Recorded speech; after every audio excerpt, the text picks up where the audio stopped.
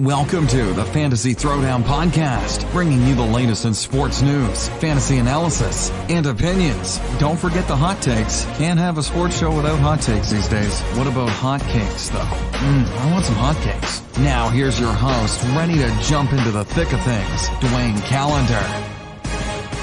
Hi, and welcome to the show, everybody. It is week 17, and man, this NFL season has just flown by.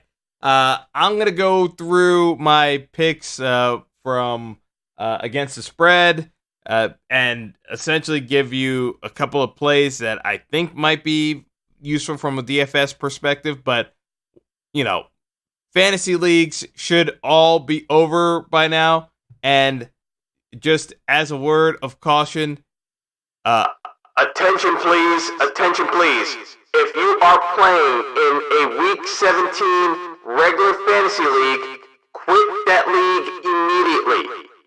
It is an utter waste of time playing an entire season of NFL football if you're leaving your championship games for week 17 action when many teams are going to be resting starters.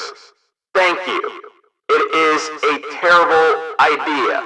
Please quit your leagues if you play in week 17. That is all. Thank you. now, after that announcement's out of the way,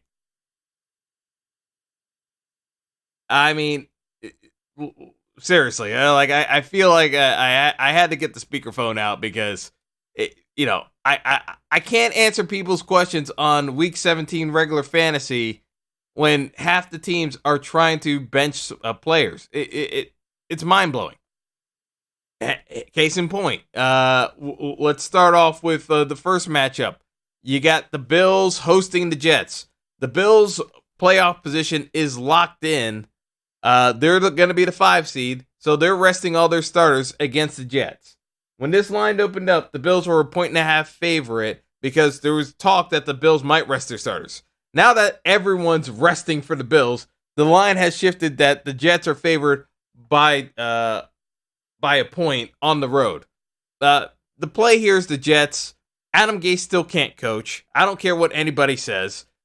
People are going to say it's a rush to fire Adam Gase. Part of me still feels as though the Jets will find a way to bungle this game to keep it close. But I'll give the Jets the nod here. Not that I want to say that the Jets are any good, but Buffalo is going to pare down the playbook to make sure no one gets hurt in this essentially what amounts to a scrimmage game with the Jets. So I'll give the Jets nod here, 17-10. Nothing to write home about. Do not play any fantasy players in this game. None. I'm hearing talk about people playing Le'Veon Bell, and I'm like, what are you doing?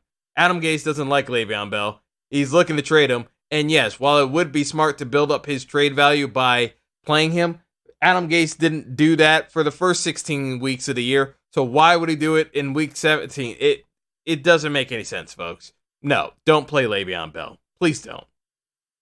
Next up, we got Chicago favored against Minnesota in another situation. Vikings literally crapped the bed on Monday Night Football and gave the division to a mediocre Packers squad.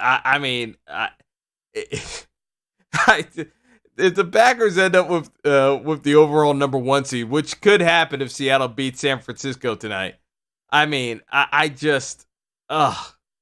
it's like, talk about unimpressive. But Minnesota once again finds a way to come up small in prime time because the Packers dominated that Monday Night Football game, and I don't know. I don't know. I don't know about Kirk Cousins. I don't know. Kirk. I need more, a little more out of you, Kirk. I need a little bit more out of you, Kirk. I need it more like this.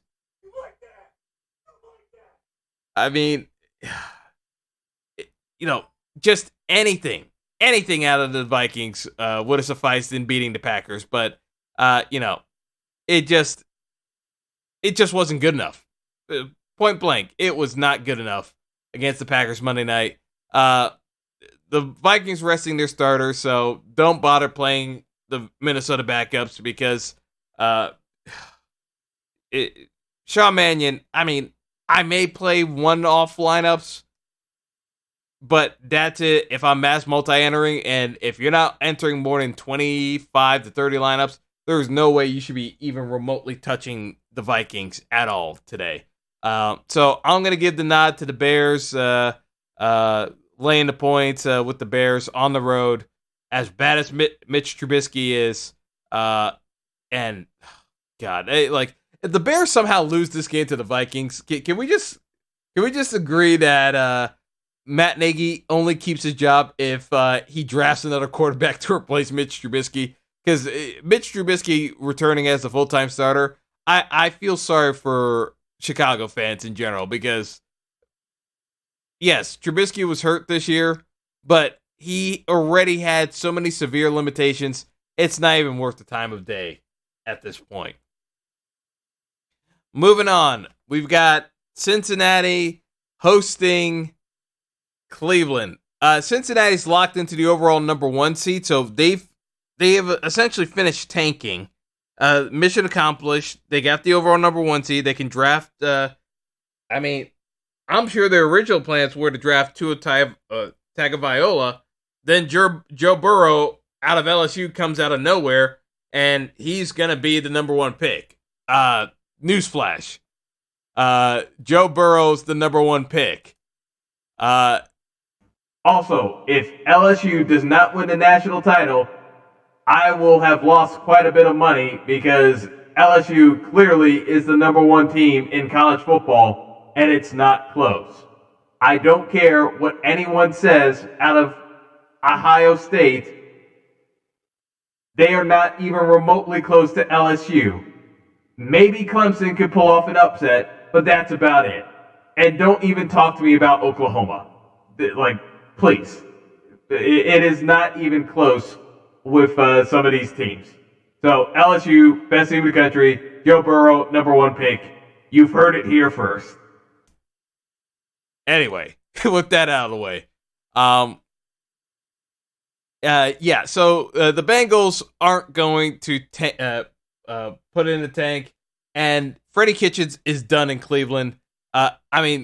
Odell Beckham and Jarvis Landry are actively asking players to come trade for them. The Browns are utterly disinterested in this game. I'm going to take Cincinnati as the underdog and, make quite a bit of money off of it, because if you're telling me Cincinnati's the underdog at home when they don't have to tank anymore and they can actually play free and try to play for some performance bonuses and beat Cleveland, yeah, they're going to get the win against the Browns. I have no doubt about that. I would bet the money line on Cleveland, and I'm going to take the points too. So, taking the Cincinnati here to beat Cleveland. Next up, we've got Tampa Bay hosting Atlanta. Tampa, a 1-point favorite, and we have the possibility with a few more interceptions that Jameis Winston could be the first QB in NFL history to throw for the 30-30, meaning throwing for over 30 touchdowns and throwing 30 interceptions. I want this to happen badly because it proves how much NFL teams truly don't give a damn about winning when it comes to making investment decisions long term. Because Tampa Bay knows they weren't going to win anything this year and spent this entire year trying to figure out if there's any way of salvaging Jameis Winston as a franchise QB. And I'm pretty sure the answer is maybe.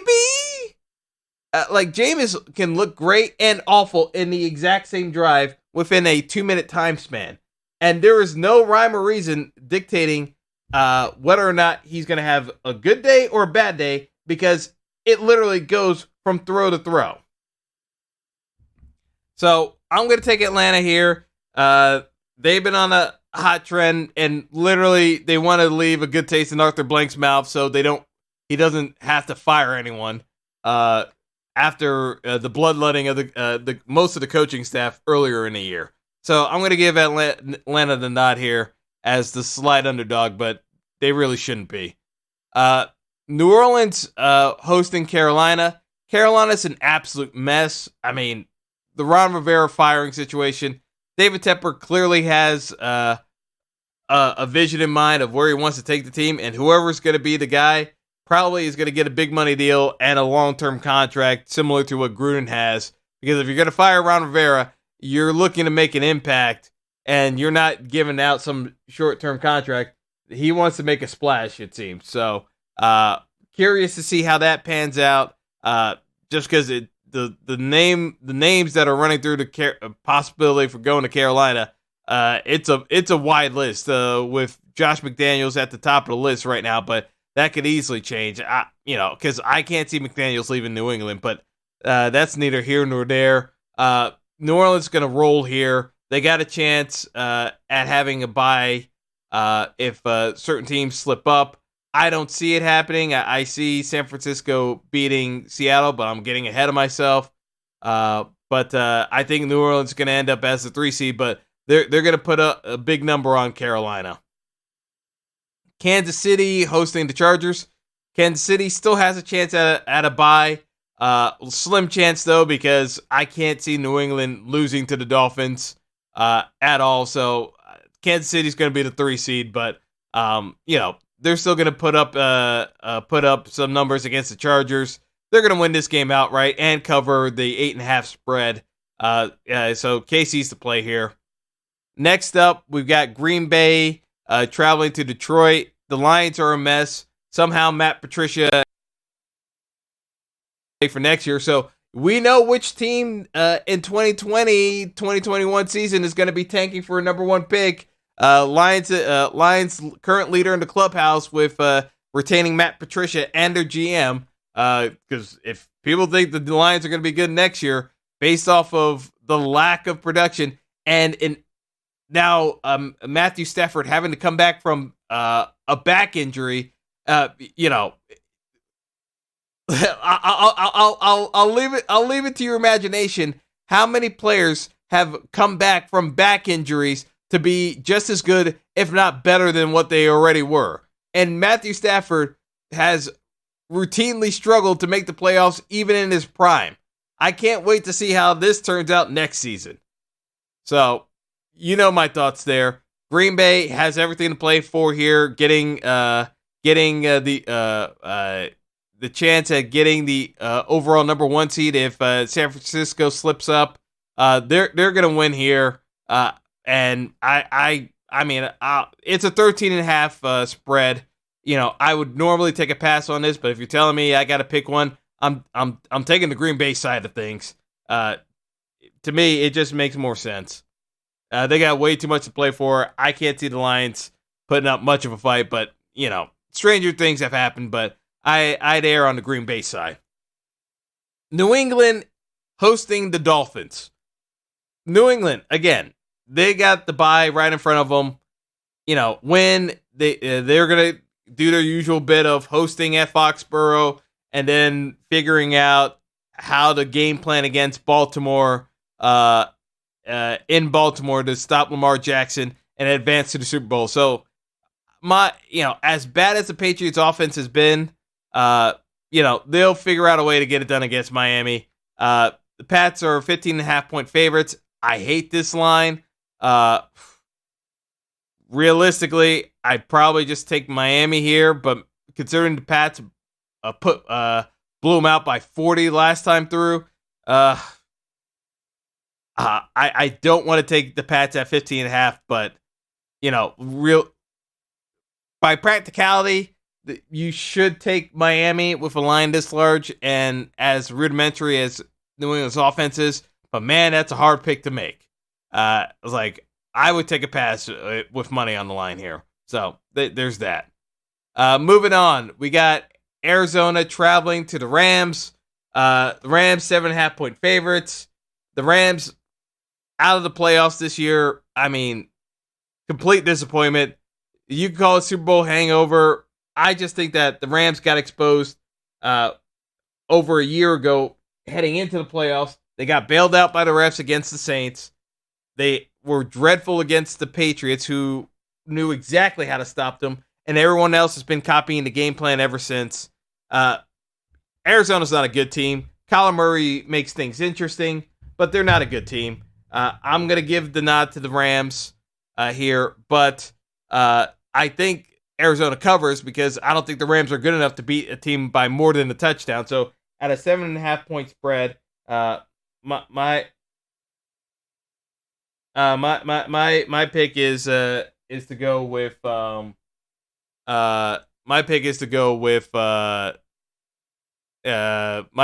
go with Arizona here just because of the extra half point.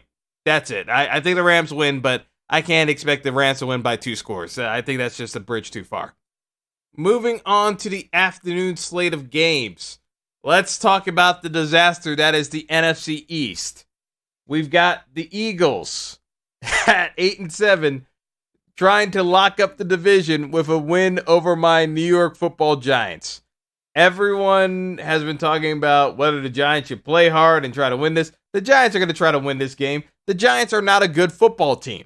So, again, the Eagles have been struggling against everyone and their mother in this back half of the season to try to make the playoffs. As much as people want to bag on Carson Wentz, and believe me, I got plenty of bag on Carson Wentz about, from the turnover issues and just overall, still doesn't look as though he has the full backing of his teammates.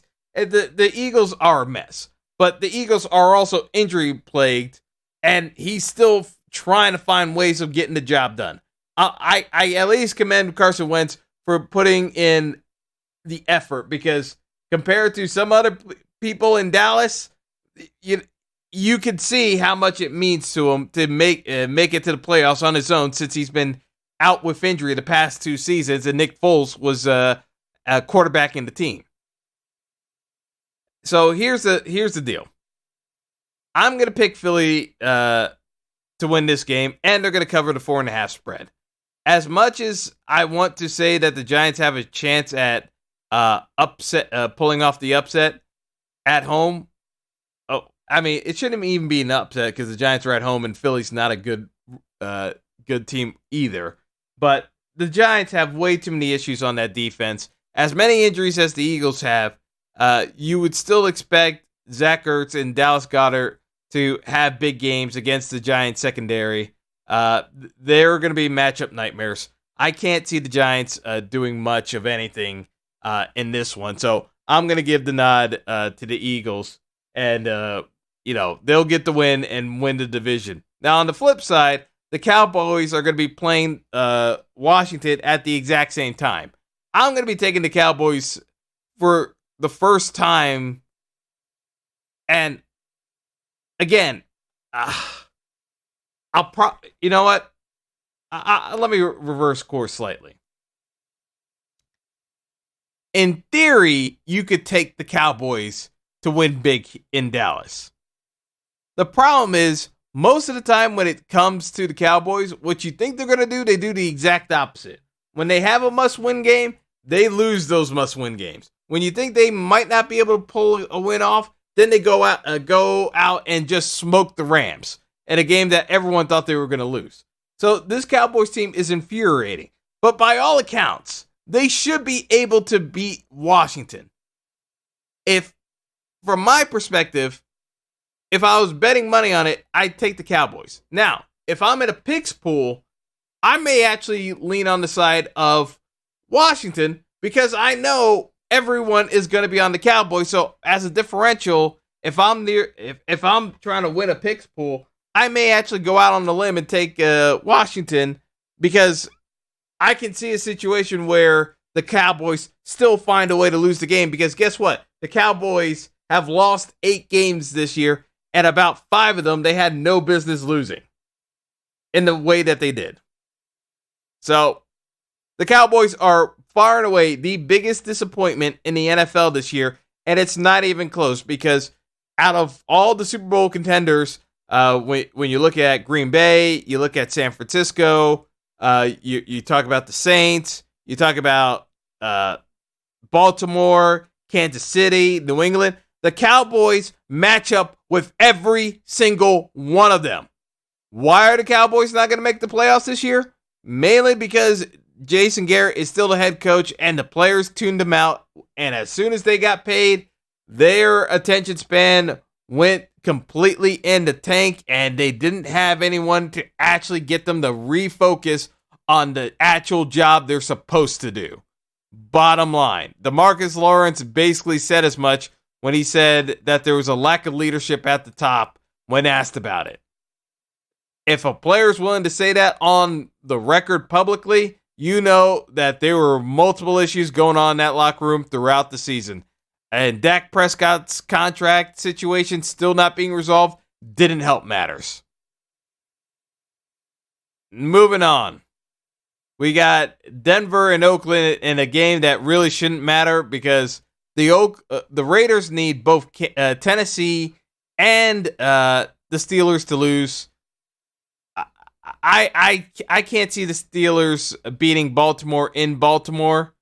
But with Baltimore resting starters, I give the Steelers a fighting chance. It's a 3.5 spread for Baltimore, so I may take the Steelers with that extra hook with the half point. Just because with Baltimore resting all their starters, I think the Steelers keep it close.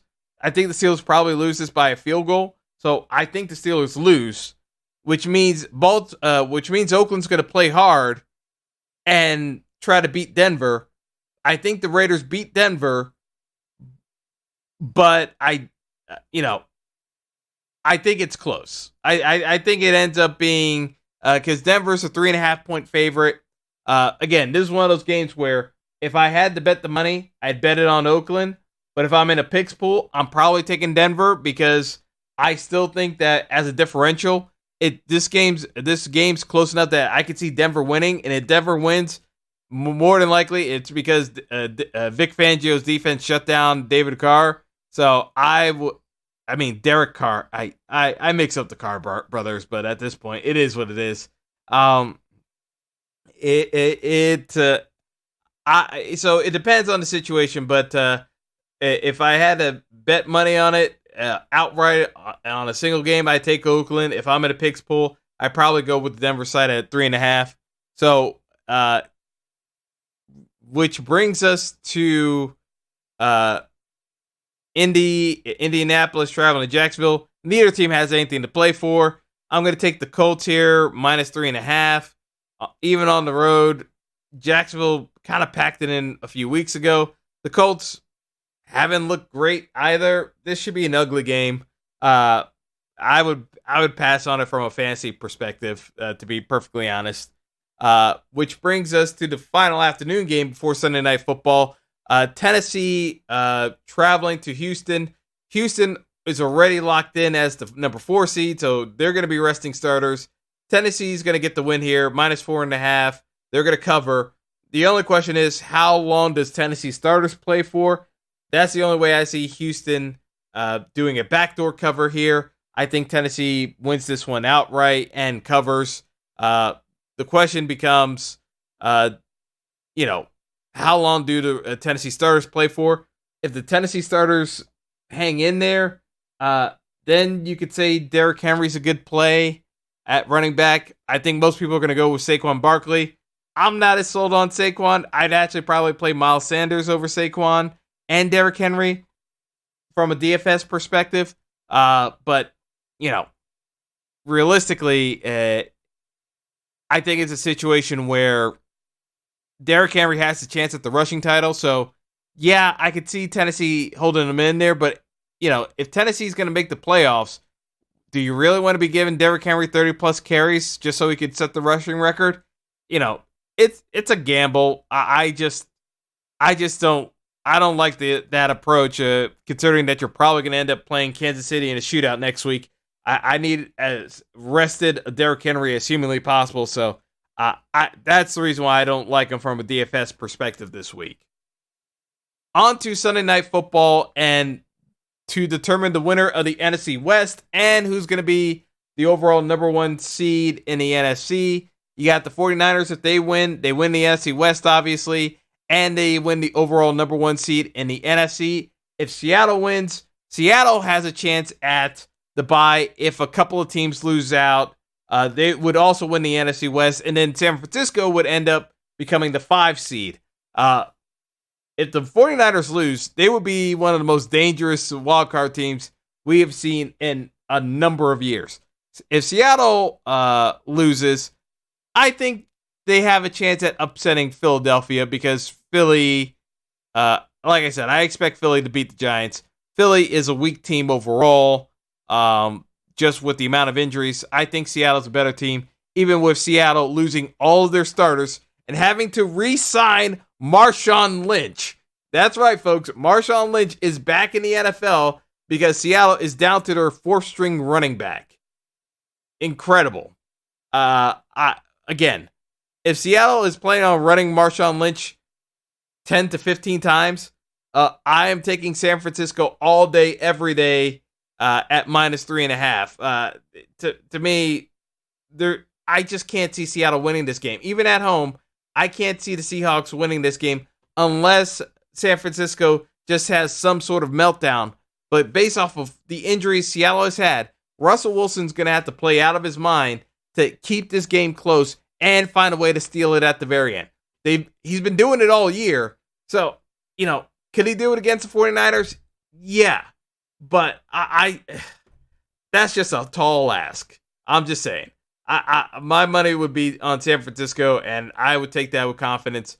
I would say San Francisco wins it 27-20, and that's just the end of it. So that's all I got for now. I'm going to get out of here just so I can finish setting the rest of my lineups. But good luck to everyone, and have a good one, folks.